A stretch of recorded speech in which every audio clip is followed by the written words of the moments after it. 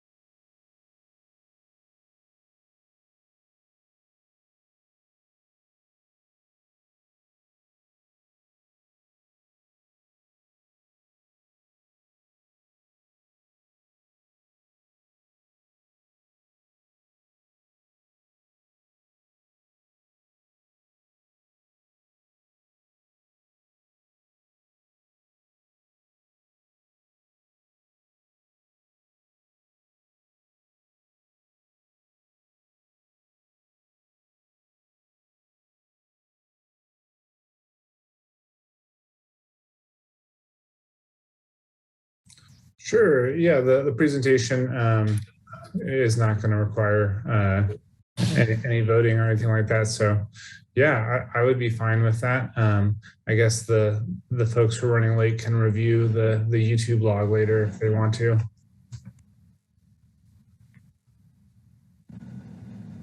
Yeah, this will be recorded and available later as well. All right, great. Well, my name is Daniel Smith. I'm the chair of the Lawrence Cultural Arts Commission. Looks like since we don't have a quorum yet, we're going to skip over meeting, the approval of the meeting minutes, and I guess probably even the roll call. Is that right, Porter? At this point, yeah, I don't think, well, I guess we should establish who's here. So go ahead and do a quick roll call. And then if people join us, we can introduce them as well. And then we can move to number 1. All right, great. Well, I will go ahead and do a roll call. Up first is Dina. Hi, I'm here. Great, thanks, Dina. Next is Marciana. Present. After that is Rebecca, who I do not see. Then we have Marlo. Present. After that, we have Denise.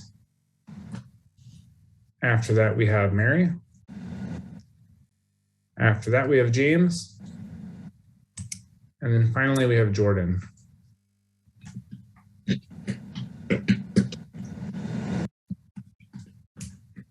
So as has already been established, we need 6 for a quorum. So we're not quite there yet, but we can go ahead and move on to our, let's see, I believe it is new business number 1, which is a presentation on the People's Market Program. So Connie, and if you are ready, will you go ahead and fill us in? Yeah, I'm going to pass it to Peter, and then I'll share a little bit more. Great, yeah, thanks. My name is Peter Hasso, and I'm the director of the Kansas Creative Arts Industries Commission. And I think we just wanted to give you kind of a heads up of a pilot program that we will be doing in the Lawrence area. First, I just want to say that I am in Independence, which is under a wind advisory, so it's possible that my connection may cut out. But I am here at the William Inge Festival with the new Play Lab. And for those of you who haven't ever attended, it is a great event where sort of the luminaries of Broadway come down to Independence. And I think Mary Doveton this year may also be here today. She will be a respondent for a lot of the new plays that are being that are having stage readings this year, as is Michael Spicer from Salina and Darren Canaday from KU. So it's a great time if you haven't been down here. But the reason why we are here today is that we want to talk about this program. About a little over a year ago, Connie approached KCAIC with this report, a report that was done by the KU Center for Community Health and Development for the Douglas County Food Policy Council, looking at ethnic food retail vendors. And as a part of this study, they had several recommendations that looked at ways in which those ethnic markets are a part of the community, act as cultural centers for many segments of the community, and ways in which the community could support those markets, both through professional development from the entrepreneurial level, but also by using public art to sort of integrate and raise awareness of those markets within the community. So we took that study and we looked at putting together a comprehensive program that acted upon those recommendations. We will, as part of this program, we will be looking at the 5 ethnic markets that were identified in that study. So we kind of keep it whole with the study. And we will be installing public works of art at those markets. We will be using lead artists that are of the same ethnicity as the market. They will be using artist assistants, and so we will be providing some professional development for the artists. We will have a website that will highlight those public works of art so that people can see them and hopefully visit those markets. We will also be recording cooking demonstrations so that folks will know how to be able to cook with those unique spices and ingredients that are at those markets, and hopefully to also raise the profile of the folks at those markets who are preparing this food off. Many of those have a sort of restaurant component to them already and are part of the culinary fabric of Lawrence, but aren't always necessarily recognized as such. So hopefully that'll affect that as well. And then also providing some professional development, really treating these ethnic market owners as a cohort. And Connie will talk a little bit more about this. That will be happening soon, a convening with the Kansas Healthy Foods Initiative, the Office of Women and Minority-Owned Business, I think the Small Business Development Center, and others. To that point, the Kansas Healthy Foods Initiative is a funding partner of this project. So it's really a chance for us to work in a cross-sector manner with various other agencies. I think a part of the convening too is to really look at providing kind of state resources and local resources, especially to businesses that don't always take advantage of them or have the time to go through professional development training. And then the hope is that if this is successful, and I have every reason to think that it will be, it's something that we can replicate in other communities across the state, thereby creating a network of ethnic markets. And hopefully that, I'm not a grocer or an ethnic market person on the business side, but hopefully I think that might provide some benefits to the business as well. So it allows, I think we're really excited about it because it allows the state arts agency to really be the driver of a cross-sector initiative that looks at not only how art can be used, but also food systems in the state. And with that, I think I will let Connie take over and talk about the specifics. And I just will say that it really started with Connie bringing us this report and this idea. So we're really fortunate and happy to be working with Connie on this project. Thank you, Peter. That was shared in such a lovely manner. Yeah, I feel like I don't have too much to say after that. Other than I'll share a little bit more about the specifics of the project. So what is coming up next is the Ethnic Retailers Convening. It's actually this Sunday, April 24th, at the Sustainability Office Building on New Hampshire Street. And like Peter mentioned, it's going to be focused on providing workshops and marketing workshops in particular to give these retailers opportunity to co-create and grow together. Now, also thinking about that these retailers are like mom and pop shops, usually like it's a husband and wife kind of business. Sometimes the teenager is running the register, so it's a 24-hour job, and they rarely have time to attend other services. So it's really important that we're having a convening where everyone gets to meet each other and hopefully be able to get some good training. In regards to public art, there will be 3 murals in F-Mart, the Asian Market, the African Caribbean Grocery Store, and La Estrella, the Mexican grocery store. And at the Cosmos Indian Store and Cafe will be a sculpture, and at the Mediterranean Market, there will be a vinyl installation. And like Peter mentioned, this artwork will be done by folks that are of the culture, and there will also be, we haven't begun this yet, but there will be a call for artists, for artist assistant. And the timeline of this is generally in the summer and fall of this year. Lastly, we are doing cooking demonstrations, and this will happen throughout this year. And we are partnering with the Culinary Commons at the Douglas County Fairgrounds to use their kitchen, and highlighting the chefs that know how to use these ingredients, and hopefully get enthusiasm and more participation of using new spices, new foods in Lawrence, Kansas.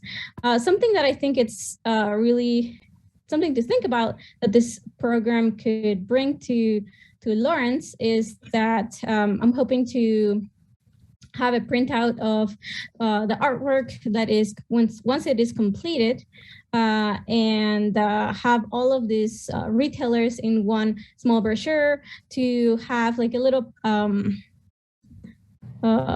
hopping like art and check out new cultures kind of thing. So there's more awareness of multicultural foods, fun places to go. Yeah, also thinking about Unmistakable Lawrence and how this plays into the Lawrence culture and art scene as well. So I'm really excited to see that happening. I'm happy to answer any questions right now.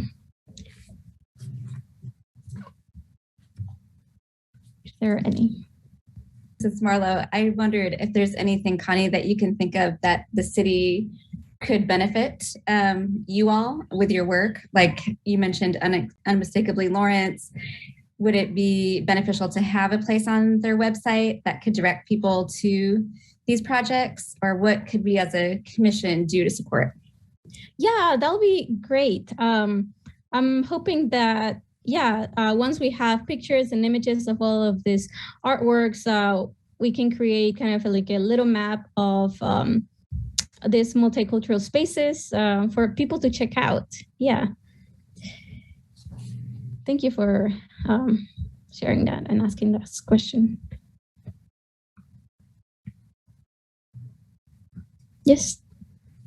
I just want to say I love this whole proposal and the whole idea. I think it integrates and incorporates so many different aspects of life with the ethnic markets and food and art. And I also appreciate coming in early in the process, because I think I heard you say that the requests for proposals haven't gone out yet. So it's very early in the process for the artist, I think, if I understood that right. For the artist assistants. Yeah. I'm sorry? For the artist assistants. Yeah. So I think it sounds like a really wonderful integration of so many aspects of life, and appreciate you coming to the LCAC for input. Yeah, thank you. I'm happy to be here. Yeah, this is Dean Smith. I just want to say, I don't have any specific questions, but I just want to say thanks to you for getting this all started, and to the Kansas City or the Kansas Creative Arts Industries Commission for supporting this, because I think this is really great. The thing that stood out to me out of everything, I mean, I think it all sounds fantastic, but you mentioned that the 5 participating retailers are all convening, I think you said, later this week, and that's just, to me, that seems like a real opportunity to get those folks connected. And I don't know if they have all, had a relationship in the past, but I guess for me, the only input I would have is that it could be a good opportunity to get those people connected, and maybe going forward, they could maintain that connection and, have that in the future as well. But overall, I love the project, and I'm really excited to see it as it develops. Yeah, thank you. That's something really interesting to bring up, because the Food Council has done a lot of research and studies to figure out what is important about these retailers and how can we support them. And throughout, since the food plan was created in 2017, these retailers haven't met yet. So they're having many studies and partners and assistant created, but they haven't met yet. So this is definitely a very exciting time for them. I'll say one more thing. And sorry, Dina Amont. Maybe one suggestion, since the meeting is this weekend, maybe one specific agenda item could be to ask all of the retailers if they have any specific things that we as a commission can do to assist. Okay. Yeah, thank you. I will definitely note that. Yeah, that's a great idea.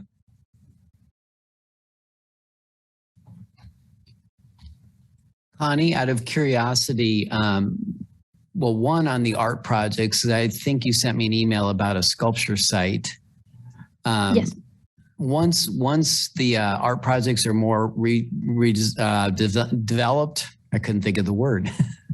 Once they're more developed and you have sort of a sense of what's going in where and the level of permanence, we probably have to look at them case by case, because some of them probably don't need art commission review, but some may. The mural guidelines we have.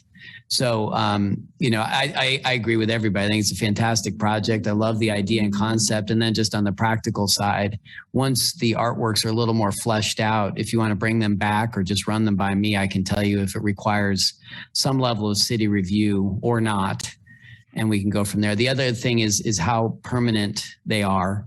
And of course, with murals, if it goes on somebody's property, that you want to have appropriate permission and some sort of agreement between the property owner, just to protect everybody.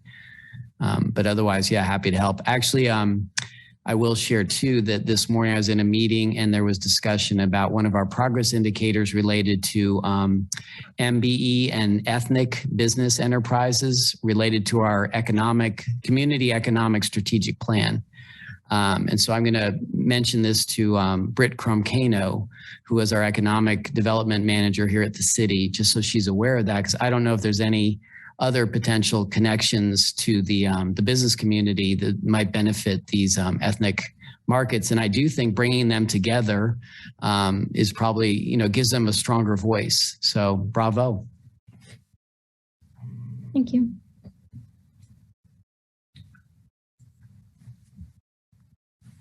All right. Oh, go ahead, Connie. Just to double check. So for sculptures, there's not specific guidelines, but it will be case by case. Well, it depends where. So if it's in the public right of way, then certainly we'd have to take a look at it and figure out if there's any, permits or anything else. But if it's going on private property, we don't have any specific guidelines per se. So I just have to know that. I'm also just curious, you're doing this as an artist, or are you doing this from the county's perspective? I'm wearing two hats. Yes. Yes. Okay. That's fine. I was just kind of curious how you're approaching that. Okay. Yeah. So like I said, once you have a better idea of what the actual artworks will be and where exactly they'll be located, and if they're permanent or temporary, that information will be helpful in guiding me to determine who needs to take a look at it. Does that help? Yes. Okay. Daniel B. Smith here. Since we don't have to have any sort of formal approval for this presentation, it's just for our enlightenment. If nobody else has any other comments, we can go ahead and move on to, I guess, whatever other business we're capable of covering, which I guess would be probably trying to devise a plan for tackling the primary item on the old business, which we do not currently have a quorum to approve. So Porter, what do you think we should move on to? What do you think the next steps should be here? One thing I was going to say is thank Peter for coming tonight. Thank you for zooming in from Independence. Oh, good to see you, and I appreciate you coming in and helping us understand this project. It sounds very exciting, and I am not surprised, knowing some of your history, that you're coming up with these great ideas. So bravo to you too. Thank you. I appreciate it. So we look forward to hearing from both of you in the future, and certainly you don't have to stay if you have other important things to do or deal with wind and Independence or something. Yeah. Okay. Thanks. We'll see you. See you ya. guys. Bye, everybody. Thank you. Bye. So Daniel, unfortunately, I did email the two people that said they were going to be here, but unfortunately, for some reason, are not in attendance. So we do not have a quorum. Daniel B. Smith. Yeah, so since this wasn't a regularly scheduled meeting, this was a rescheduling, I could see how that might cause some difficulty as far as attendance is concerned. Is there anything else on the agenda that we can practically cover? I see that, we have a presentation or a discussion about the strategic plan and unmistakable identity. That's certainly something we could cover. Seems to me that the most pertinent issue, though, is that old business to review and approve the transit center installation. And I understand that there is, some time concerns there. I obviously appreciate Tyler and Adam showing up. I can see Adam working in the background. So I would certainly want to take whatever steps are necessary, potentially scheduling an emergency meeting, if that's the right term, to get that approval so we don't hold things up. I'm curious if anybody else has any thoughts. If Adam's listening, maybe we can get his input on this too. Hey, Adam. Hey, everybody. All right. So we're at April 20th. The next scheduled Art Commission meeting would be May 11th. Would it be disastrous if we got approval on May 11th, or do we need to try to do something sooner? We only have 2 weeks in between, and we probably we couldn't probably pull a meeting together. I mean, pulling a meeting together next week might be kind of tricky. So my advice is that we wait until the 11th. Adam Weigel, Lawrence Transit. Certainly whatever is feasible for you all. I know Tyler's probably itching to go. I know we've had our consultants asking if he could begin work last month. So I think they're ready to integrate that. I do know we're aiming for some deliverables at the end of May, so it does start to get a little challenging. But I suppose certainly want to work within whatever's actually feasible for you all. So maybe I'll leave it at that, Porter. It'll be a little bit, it's technically up to what you and Daniel think is possible. Daniel B. Smith, obviously, I mean, it sounds like you're saying that if we did have to wait till that May 11th date, it wouldn't be the worst thing in the world, but that there are some legitimate pressures. So to me, that I feel like we should at least maybe try and schedule something, see if we can work it out, give it a shot at least, and then if not, have the May 11th date as the sort of like the fallback. I think that's wise. Tomorrow I will send out a doodle poll and see if we can't find a meeting before the May meeting so we can get this, because I just want to remind everybody that if the Art Commission approves this, it still has to go to the City Commission for final approval. So there is additional time to get that contract approved by the City Commission so Tyler can move forward. So let me do that. I think that's smart. If we can find a date sooner than later, that would be great, just to get that approval done, and then we can get it onto a City Commission agenda sooner. I also have to get the contract through the City Attorney's office.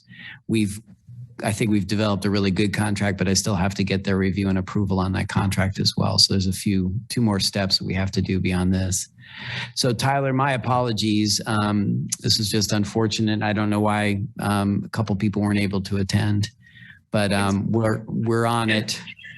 Yeah, and I'll be available if there is something that can come up here in the next week or two. I will make myself available. Okay, thank you. I appreciate it. Okay. All right. Thanks, Tyler. Yep. Bye.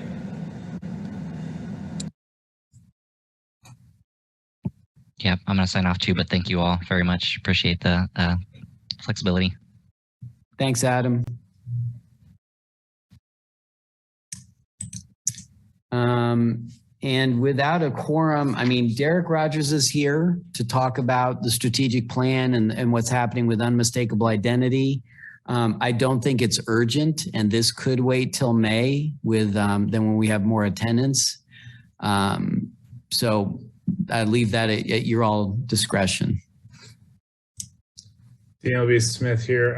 My thinking is that if we are going to try and have a special meeting to approve the transit art piece, it would make sense to just try and make this meeting as short as possible to respect the time of everybody who is able to attend this meeting, and then save the majority of the sort of more optional items for maybe the May meeting.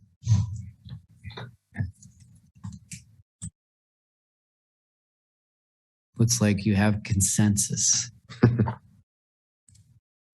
So I'll do that. I'll move this presentation or discussion to May, and then I'll work on a doodle poll. I might even get it out tonight since we have a little extra time, so we can get rolling on that. It looks like the only other items that we had on the agenda, we had a section for public comment, which we kind of breezed over so that Connie and Peter could present. I don't see anybody here for public comment. The other section would be committee updates.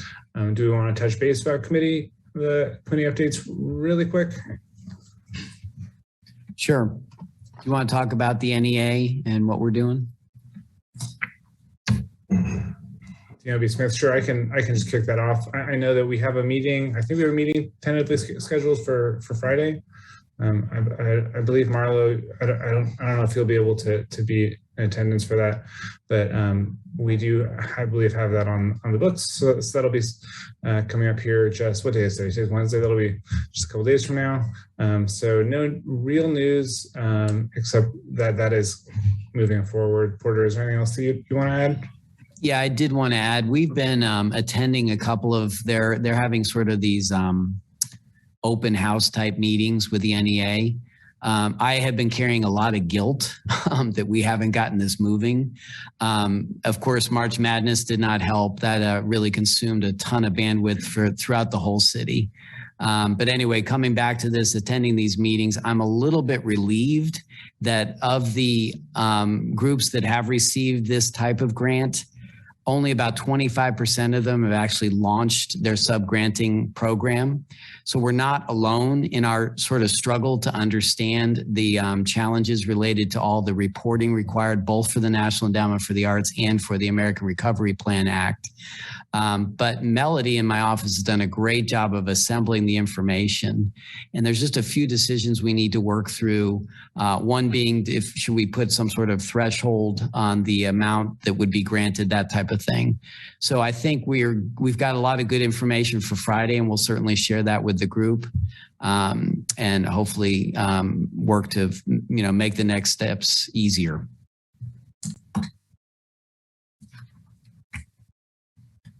Daniel B. Smith, that sounds great. Thank you for that, Porter. The other committee update I see on the agenda would be the public art. And do you also want to fill us in on whatever happenings there have been there? Yeah, just a quick update. Parks and Recreation has done the land work out at near the police station and what I call the trailhead at the park out there. So we're getting ready to pour the concrete. The concrete will go in, and then the artist is ready to bring the artwork up and install it onto the site, which we're hopeful will happen somewhere mid to late May. So that's rolling along and going to be exciting, and we'll have more information as that moves forward, and we'll work on scheduling some sort of opening reception for that as well.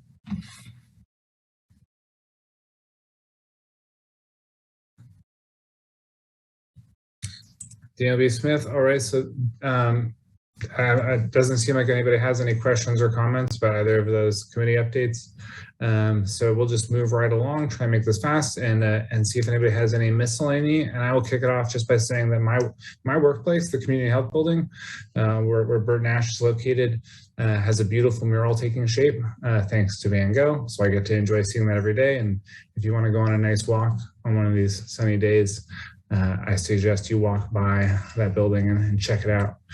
So I don't know if anybody else has any other miscellany they would like to throw out. Just curious, Free State? It was amazing. It was so much fun and just the best feeling to get back inside the theater and to experience art again. So it was an amazing week. We just posted a bunch of photos on the Free State Festival social media. So if you missed it, go check us out because it was a blast. Great. And Courtney Shipley did an amazing job doing a proclamation to Kevin Wilmot last Wednesday. And so that was really moving. We just had a lot of wonderful moments, emotional and uplifting. It was a great journey for a week in Lawrence, Kansas. So. Great. Congratulations. Thank you. Daniel B. Smith. Oh, Dina, do you have something? Yeah.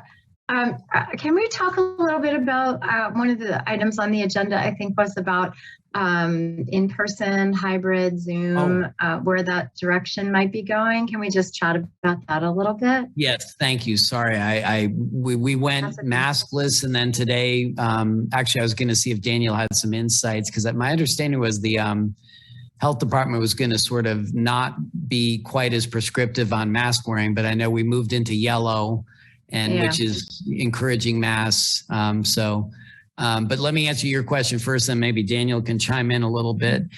We are preparing. So as you know, the City Commission has gone back to hybrid. We've worked out most of the bugs on that. So you guys can come back in hybrid fashion as of next meeting. We could do the emergency quote unquote meeting or the May meeting. We'll just set it up as we used to, which would be in this room, basically where Derek and I are, and we just set up the conference tables, and we'll have a camera and do it that way. And it is absolutely hybrid. So if somebody's uncomfortable or if it's just easier to Zoom in, you can do that as well. So there's no requirement that you have to be here in person.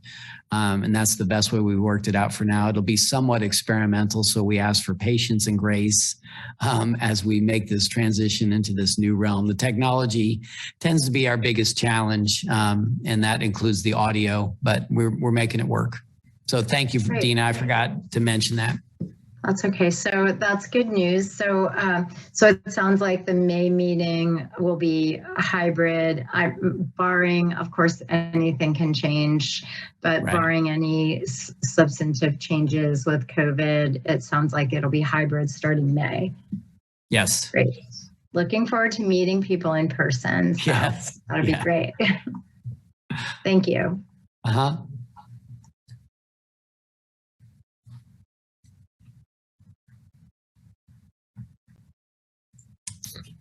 Daniel Smith. All right. Yeah, I don't have anything to add. I think that as far as the hybrid meeting format, numbers have been going up a little bit, but it's nothing like what we saw with the Omicron surge, where the growth was truly exponential. It seems like numbers are kind of rebounding, but we are in the yellow, but the growth seems like it might start to slow down. So we'll see. Obviously, we'll see how things look when the May meeting comes around.